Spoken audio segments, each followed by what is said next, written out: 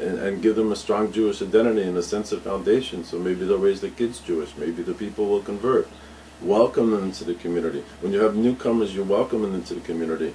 And that's the sad part of, you know, when you see rabbis getting $150,000 a year, and you see people at the Jewish Federation making $500,000, $400,000, $300,000, where's the money going? And the money should be used to bring people into the community, to make them active.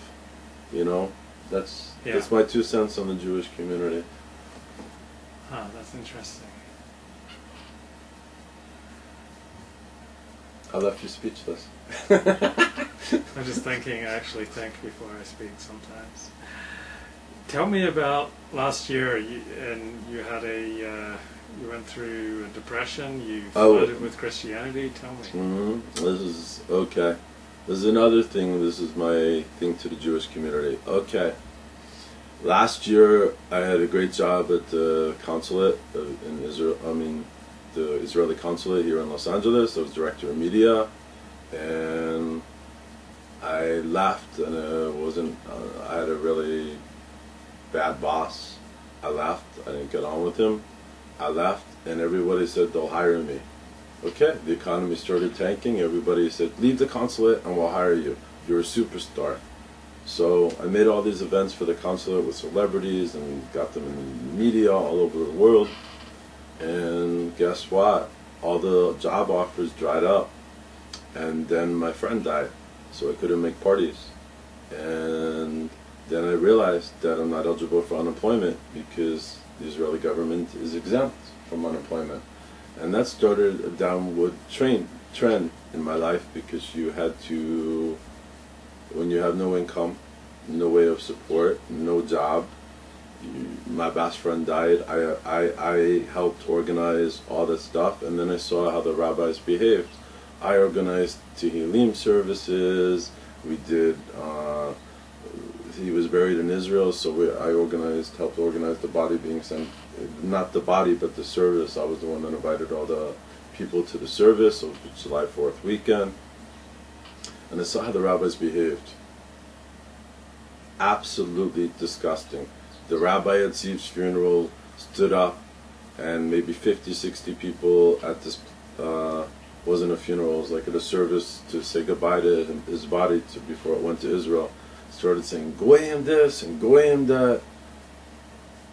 Well, it was an overflow crowd on July 4th, and everyone's looking at me do something. You know, you have a lot of non-Jews in the audience who are sitting there, his friends who are crying, want to say goodbye, and the rabbi is insulting everybody. And Ziv was full of love. He loved everybody. He didn't care if you're Jewish or not Jewish. So everyone's like, Liami, do something. I stood up with a friend and I said, Rabbi, thank you for in the middle of the speech, I said, thank you for speaking. Now I'm going to speak about my friend. Because my friend is sitting in the box saying, I freaking died. Say something about me. What more do I need for attention? What do I have to do? It's my service. So I stood up, and I did. And after that, I went to the Jewish Federation. Everyone said, oh, go to the Jewish Federation. There's like, they have this Parnassah program. They have this program to help the people. They have help to pay your bills if you're indigent. Well, that's a big laugh. Ha ha. And maybe they thought I was Israeli. And even after I had a couple of friends call on my behalf to the Jewish Federation, you know, to the program to try to get some bills paid, they rejected me. And I couldn't sleep. I was really, really depressed. And I just started watching TV. And you couldn't sleep at night, so I started flipping the stations and I started watching Christian television. And here they're offering me hope. There's music, there's laughter, there's merriment. I mean, I was really depressed. I couldn't see anything but black. I didn't want to live anymore. And so here they're offering me hope and they're offering me music. And I'm so pissed at the Jewish community. So I just said, I'm not going to be Jewish anymore. And it wasn't so much a love for Jesus. I'm sure he's a nice guy. I'm sure maybe one day I'll find love in my heart for him, but it wasn't that. I was just so pissed at the Jewish community, so I publicly said I'm no longer Jewish, and I want nothing more to Jewish community. Of course, you do this publicly. Officially, it's not official till you do it on Facebook, right? Right. So I officially did it on Facebook, and oh my God, everything happened. People are yelling at me, screaming at me. People are saying, no, you don't know, come to our service, come to our dinner. I'm like, I need help, I don't, you know. So finally, I guess somebody called one of the rabbis, and the rabbi's like, Liami, one of the Chabad rabbis, and he said, Liami, you saved my life, you made me lose 150 pounds, you made my wife lose 100 pounds, come over now. He said, I don't care, we'll stay up all night, there'll be coffee, come talk to me. So we did, and it was through his help and some other people's help that I washed that idea away, you know. And thing is, it could happen to anybody, you know. People don't know how to behave when people see somebody depressed. Yeah. And one day I just got out of bed and I said, I'm not going to be depressed anymore, and I wasn't. And no pills, no drugs, no shrinks, just Liami, just me. You know, I had the power inside of me to not be depressed anymore. I still may not have had a job. Right. I still may not have what to do. Right. But I'm not going to be depressed anymore. And that's what happened. I think it made me a stronger person, a very strong person. All of us go through bouts of depression. If you don't, you're lying to yourself. Everybody does at one point or another. You break up, you lose a job, you lose a parent, a friend, a sibling, whatever. You know, you need to have people around you. And if you're around a depressed person, be around them, be there for them. You know, if you hear the same story, blah, blah, blah, blah, blah, yeah, it's boring. So get them off the story. Take them someplace. It doesn't have to be a party, just to be out in public. You know, depression is a very serious thing, and I was one step away from offing myself.